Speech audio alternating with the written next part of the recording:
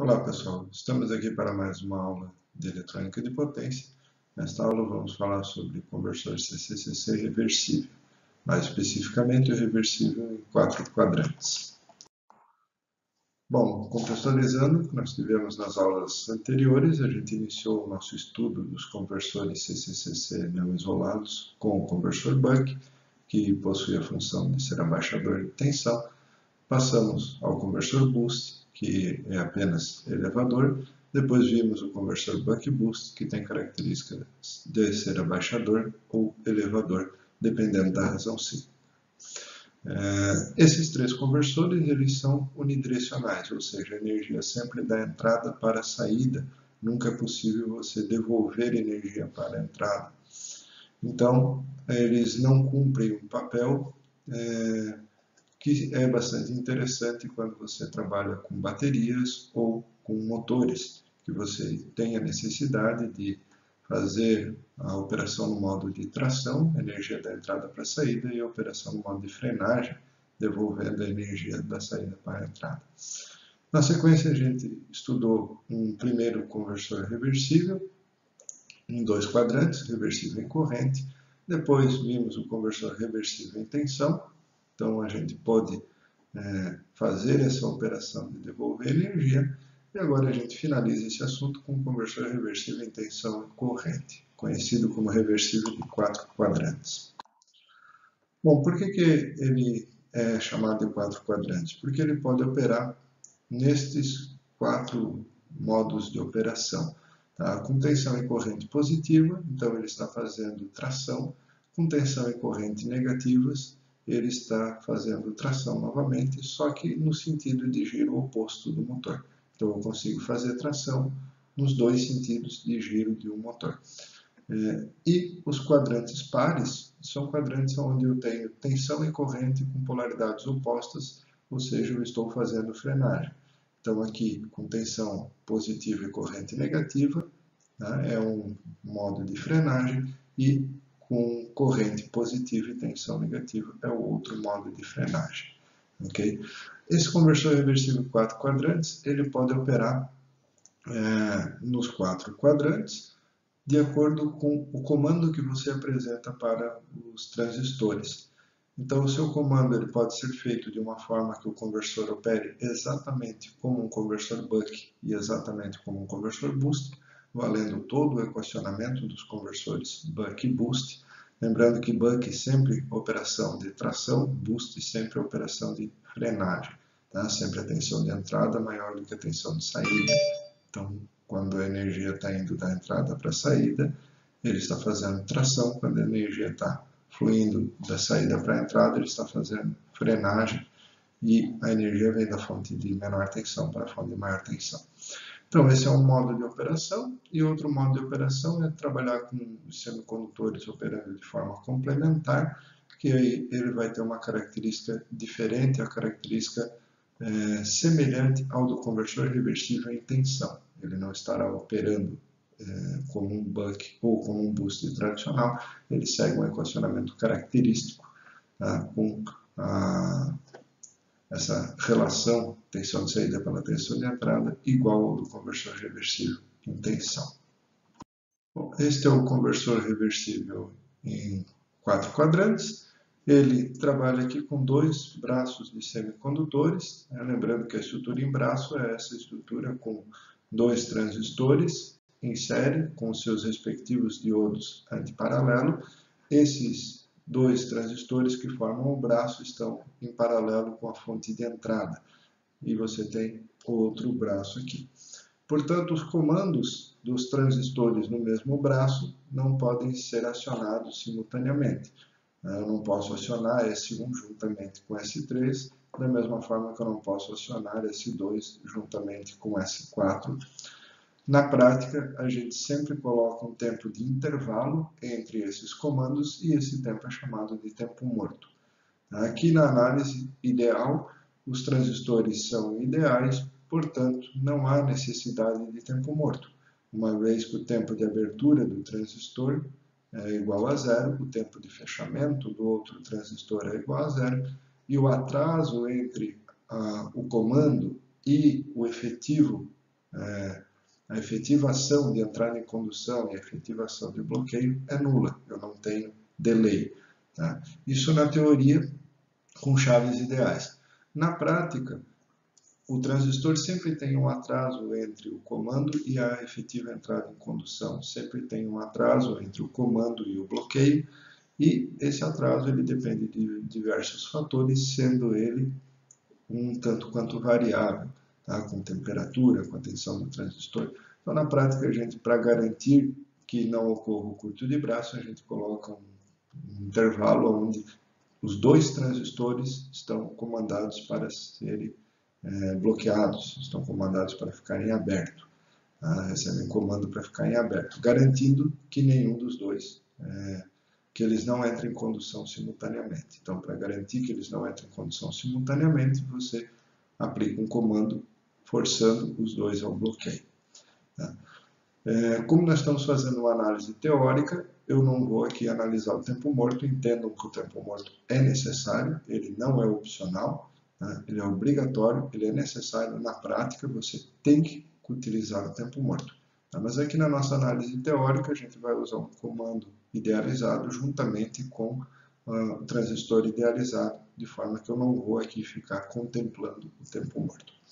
Nós vamos trabalhar a operação nos 4 quadrantes. Tração no primeiro quadrante e tração no terceiro quadrante, tensão e corrente positiva, tensão negativa e corrente negativa. Depois, frenagem também aqui nos 2 quadrantes. Então, sempre fazendo a operação, né? Tração e frenagem nos 2 sentidos de giro. Então, conforme já havíamos citado, esse conversor ele possui 2 formas de fazer o comando. Uma delas leva o conversor a operar como buck ou boost, né? E a outra ele leva a operar como reversível em tensão.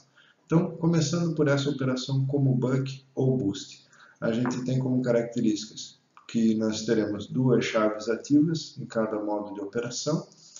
Uma vai estar comutando em alta frequência e a outra vai estar sempre conduzindo. Né? As outras 2 chaves, já que o conversor tem 4 transistores, elas vão permanecer sempre bloqueadas. Quais são as vantagens dessa operação, como buck ou boost? Menores perdas, menor ondulação de corrente. Tá? E utiliza o equacionamento de buck e de boost, que é bastante dominado. Desvantagem, a lógica de comutação é um pouco mais complexa. Nós vamos ver que para eu sair do modo de tração para o modo de frenagem, eu tenho que modificar o comando dos transistores. Não é um processo que ocorre de forma natural. Então, isso faz com que você tenha que ter uma lógica um pouquinho mais apurada para fazer o comando dos interruptores. Ok? Vamos então às etapas. Então, na primeira etapa de operação no primeiro quadrante, como tração, a gente tem o transistor S1 comutando em alta frequência, o transistor S4 sempre conduzindo. S2 e S3 sempre bloqueados. Como que o conversor opera deste modo? Quando o S1 e S4 estão ligados, a gente está entregando energia para a carga. A fonte Vin é aplicada sobre a carga, a tensão aqui na carga ela é igual a Vin, que é uma tensão positiva, estamos com essa polaridade, positivo aqui no positivo da fonte, negativo aqui no negativo da fonte de entrada. Então, a tensão aqui é positiva, como o Vin é maior do que EC, a corrente é linear e crescente, partindo de um valor mínimo, evoluindo até um valor máximo. Quando o S1 é comandado a bloquear, o circuito passa a fazer roda livre aqui embaixo. O D3 ele é ligado, você obrigatoriamente tem que o D3 entre em condução. Por quê? Porque a corrente no indutor não pode zerar bruscamente. Se ela não pode vir por S1, obviamente ela não pode vir por D1, porque D1 não conduz nesse sentido. O S3 está aberto, não pode circular corrente por ele, e o diodo 3, então, vai ser polarizado, de forma que a corrente faz essa operação de roda livre. Observem que a tensão na carga agora, nesse momento, é zero. É exatamente este o comportamento do conversor buck. Entrega energia, roda livre. Entrega energia, roda livre. Então, se ele trabalha exatamente como um conversor buck, ele respeita todo o equacionamento do conversor buck, com a corrente, na primeira etapa, indo de I mínimo até I máximo, na segunda etapa, de I máximo até I mínimo. Aqui estamos considerando corrente linear, porque temos apenas um indutor e fontes no caminho, não tem resistência. Se tivéssemos resistência aqui, tivéssemos considerado um modelo com resistência, as correntes seriam exponenciais. Como eu não tenho resistência, eu tenho tensão constante em cima do indutor, a corrente é linear, crescente ou decrescente, dependendo da etapa. Então, isso aqui para a operação no primeiro quadrante. Para a operação no segundo quadrante, agora eu tenho corrente negativa e tensão positiva. Quando você tem S3 fechado, única chave que está fechada, aqui no momento S3, todas as outras estão abertas, o circuito passa a armazenar energia nesse circuito aqui embaixo. Eu tenho a fonte EC da carga, armazenando energia no indutor.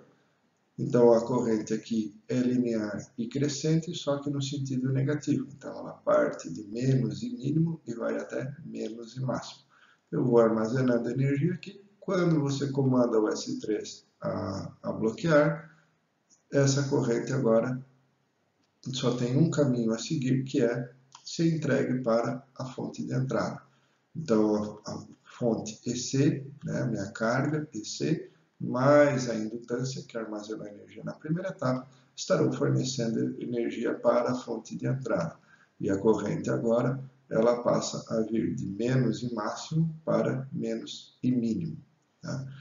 A tensão aqui na carga, ela é positiva. Por quê? Porque ela é zero na primeira etapa e na segunda etapa, a tensão de carga é igual à tensão de entrada. Então, a tensão de carga é zero e Vin, o que vai dar uma tensão média positiva. Já a corrente tem um valor médio negativo. Então, eu tenho tensão positiva com corrente negativa, isso demonstra que a energia está saindo daqui da carga e vindo para a entrada. Lembrando que esta é a fonte de menor tensão e esta é a fonte de maior tensão, então ele está operando exatamente como um conversor boost. Se vocês buscarem as etapas de operação do conversor boost, são exatamente estas. Armazenamento de energia, depois entrega de energia lá para a fonte, que aqui no caso é a fonte de entrada. Ok? Bom, o conversor ele é simétrico, as operações do terceiro e quarto quadrante, vocês vão ver que são semelhantes a esta operação aqui.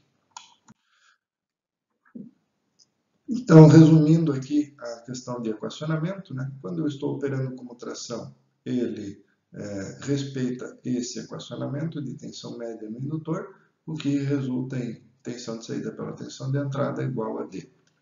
Já na operação como frenagem, a tensão sobre o indutor tem essa característica, resultando em tensão de saída pela tensão de entrada igual a 1 sobre 1 menos D.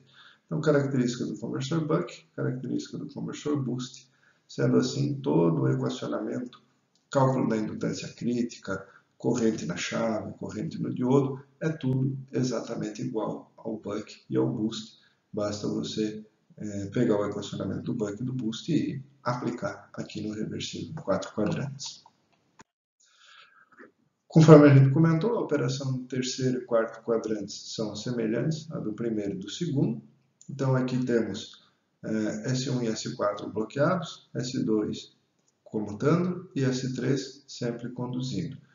Então, teremos aqui entrega de energia, observamos que agora a tensão na carga é negativa, tá? A gente não muda a polaridade aqui referencial, senão você nunca vai ver tensão negativa. Se você ficar mudando a polaridade, a sua tensão vai parecer sempre positiva. Então, a polaridade referencial é essa, a gente observa que o positivo da entrada é colocado lá no negativo referencial da saída, negativo da entrada no positivo referencial da saída, portanto, a tensão aqui, nesse momento, é menos a tensão de entrada. Ele armazena energia, tensão negativa, a corrente cresce de menos e mínimo até menos e máximo, e depois ele faz roda livre. Tá? Então é exatamente a operação do conversor buck, só que com tensão negativa e corrente negativa. Da mesma forma, a operação no quarto quadrante, então eu tenho armazenamento de energia no primeiro momento, com S1 conduzindo, tá? Corrente positiva e a tensão ali é zero nesse momento. Tá? Depois que eu armazenei energia aqui, esse circuito passa a entregar energia para a entrada quando a chave S1 é bloqueada. E a corrente, então, se torna decrescente. Tem uma tensão média negativa com uma corrente positiva. O fornecimento de energia está sendo da carga para a entrada. Observem o seguinte, pessoal. Sempre eu tenho um ramo aqui, tá? E outro envolvendo a fonte de entrada. É um tanto quanto óbvio que a gente poderia modificar um pouco esse comando. Ao invés de eu armazenar energia por esse circuito aqui de cima, eu poderia armazenar energia por esse circuito aqui de baixo, tá? Caso eu fechasse outro interruptor. Então isso é possível e um comando um pouquinho mais complexo para um produto comercial, você pode ficar fazendo ora por cima, ora por baixo aqui a operação, de forma a distribuir a corrente nos semicondutores e melhorar a questão do projeto térmico do seu conversor. Aqui nosso intuito é que vocês entendam as operações, mas já sabendo que na prática a gente pode evoluir um pouquinho na complexidade desse comando para obter vantagens em relação a essa questão de que eu posso fazer a operação por essa malha de cima ou também posso fazer a operação por essa malha aqui de baixo, tá? No caso da primeira etapa. Ok? Outro ponto importante que vocês viram é que cada um dos 4 quadrantes tem um comando diferente. Sempre está mudando o comando de S1, S2, S3, S4. Ora, o transistor fica sempre bloqueado, ora está chaveando, ora fica sempre conduzindo. Então isso tem que ser tomado bastante cuidado para fazer essa transição de quadrante de operação. Para eu transitar de quadrante de operação, geralmente a corrente inverte de sentido, então eu tenho que estar monitorando a corrente, ter um sensor de corrente ali, e quando a corrente estiver quase mudando de sentido, eu mudar a operação do conversor. Isso gera um pouquinho mais de complexidade para esta operação como buck ou como boost, mas temos a vantagem, nesse caso, de ter menor ondulação de corrente e menores perdas. Ok? Então agora a gente vai para a operação com comando simultâneo. O comando vai ser mais simples, tá? O comando é feito da forma em X. S1 sempre ligado junto com S4, S2 sempre ligado junto com S3 e complementar. Tá? Fechou S1, abriu S3, fechou S3, abriu S1. Tá, ok? Então, o comando aqui em X e de forma complementar. A gente sempre vai ter 2 chaves ativas em cada modo de operação. Ele tem uma lógica de comutação simples e, para mudar de operação de quadrante, basta mudar a razão cíclica do conversor. Com isso, a gente vai operar o conversor de forma bem mais fácil. Tá? Eu não preciso me importar com o sentido da corrente, apenas mexo na razão cíclica, eu saio naturalmente de um modo tração para um modo frenagem e vice-versa. A desvantagem é que o conversor trabalha com uma ondulação de corrente um pouco mais elevada. Tá? E nós vamos ver isso vendo as etapas de operação. Bom, então aqui a operação no primeiro quadrante.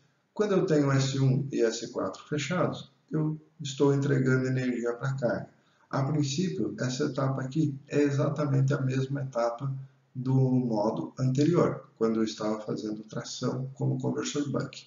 Tá? Eu tenho exatamente o mesmo circuito.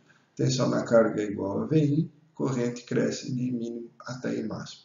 A diferença ocorre agora na segunda etapa. Quando eu abro S1 e S4 e você fecha S2 e S3, a corrente agora temos a etapa que deveria ser uma etapa de roda livre. Entretanto, Com esse comando, essa corrente ela passa a ser devolvida para a fonte de entrada. Então vejam que não é uma etapa de roda livre onde a tensão na carga é zero. Agora a tensão na carga é menos a tensão de entrada. Como eu passei mais tempo aplicando VIN do que menos VIN, a tensão média aqui é positiva. Com corrente média positiva, eu estou operando com tração. Então você tem razão cíclica maior do que meio e a sua tensão média tem que ser maior do que a tensão EC para que você opere nesse primeiro quadrante. Tá? E a diferença dessa operação para a operação anterior é que agora a gente está aplicando VIN na carga e menos VIN. Com o conversor de Buck, a tensão do roda livre é zero. Tá? Então lá era VIN e zero, agora aqui é VIN menos VIN. Então a fonte de entrada ela recebe energia de volta na segunda etapa. Ela entrega na primeira e recebe uma parcela de volta na segunda etapa. Como na média ela fornece mais energia do que recebe, então ele está operando no modo tração. Mas na segunda etapa, de fato, instantaneamente, a fonte de entrada que está recebendo energia. Então essa é uma diferença bastante importante para a operação como buck ou como boost. Na operação como buck ou como boost, a fonte que fornece energia, ela não recebe energia de volta em nenhuma etapa. E aqui, no reversível 4 quadrantes, a gente vai ver que isso ocorre nos 4 quadrantes. A fonte de entrada vai estar sempre participando, fornecendo e recebendo energia, e na média ela vai estar mais tempo fornecendo para a operação como tração, ou mais tempo recebendo para a operação como frenagem. Então, basicamente é isso. Agora, os outros modos de operação são exatamente esse mesmo comando, formas de onda aqui semelhantes, entretanto, a razão cíclica é que vai estar fazendo essa mudança de modo de operação.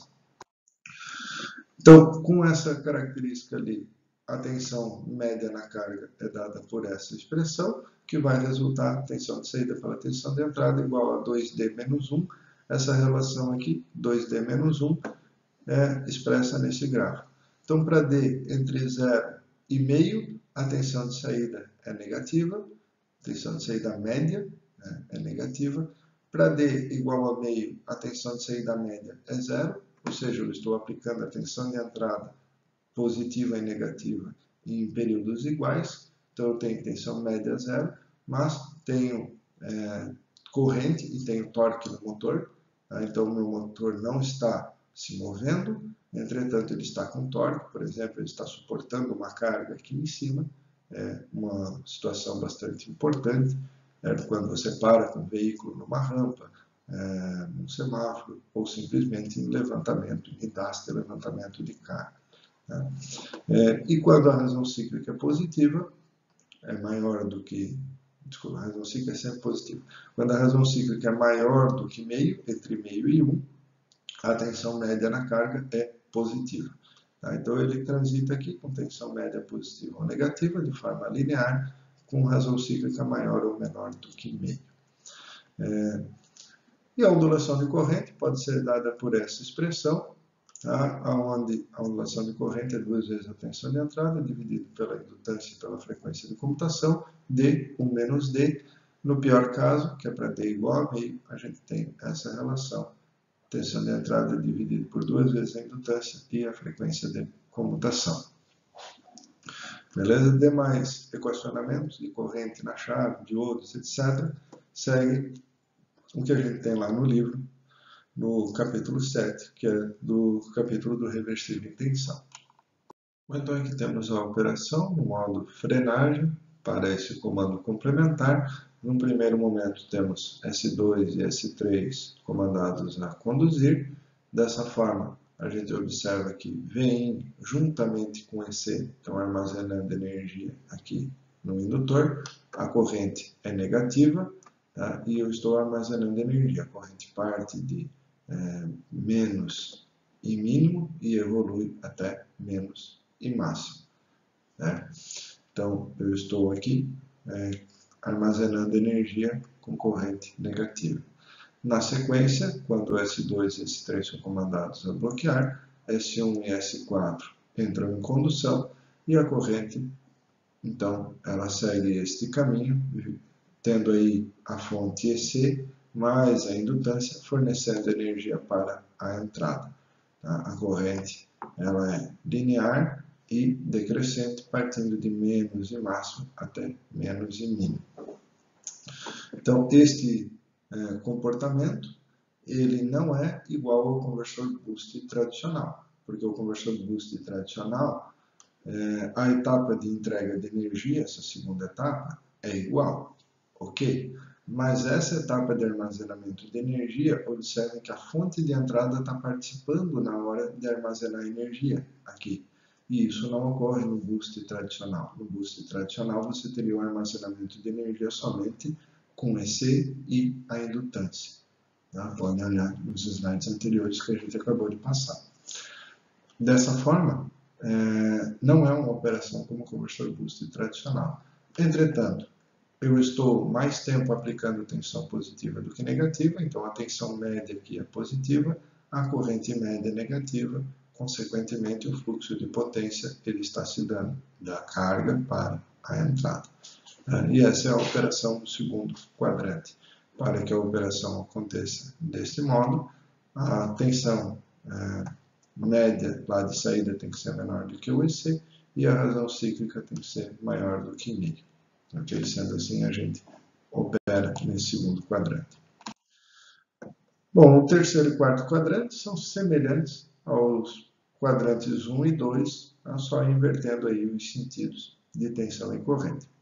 Então, no terceiro quadrante, a tensão e corrente negativa. Quando S2 e S3 estão fechados, você está entregando energia para a carga, aqui. E quando S1 e S4 estão fechados, você tem a etapa que deveria ser a etapa de roda livre, mas que agora a gente está pegando e devolvendo energia para a entrada. Então, eu tenho tensão média negativa, porque eu passo mais tempo com S3 e S2 fechados do que com S1 e S4, então mais tempo aplicando menos VIN do que aplicando VIN, tensão média negativa e a corrente média aqui negativa, conforme o sentido apresentado. E da mesma forma, a operação no quarto quadrante, a fonte de entrada juntamente com esse armazenando energia, depois indutor e EC devolvendo energia para a entrada. A gente tem aqui tensão média negativa com corrente média positiva. Então, isso aqui é a operação no quarto quadrante. Um detalhe também bastante importante aqui, pessoal, é que a gente sempre considera os transistores unidirecionais. Tá? Então, a corrente no transistor sempre de cima para baixo. Por isso que em várias etapas vocês veem o transistor fechado, mas a corrente está circulando pelo diodo. Então, mesmo com S2 fechado, a corrente circula pelo diodo D2 devido ao seu sentido. Se a corrente tivesse o sentido contrário, de cima para baixo, ela circularia pelo transistor. Como ela tem o sentido de baixo para cima, ela circula pelo diodo. Isso vale para todas as etapas que a gente passou aqui até o momento. Bom, pessoal, era isso que a gente tinha para apresentar do conversor reversível 4 quadrantes. Essa é a última aula, né, de conversores CCCC. Na próxima, a gente já começa com os inversores de tensão. Um abraço e até o próximo encontro.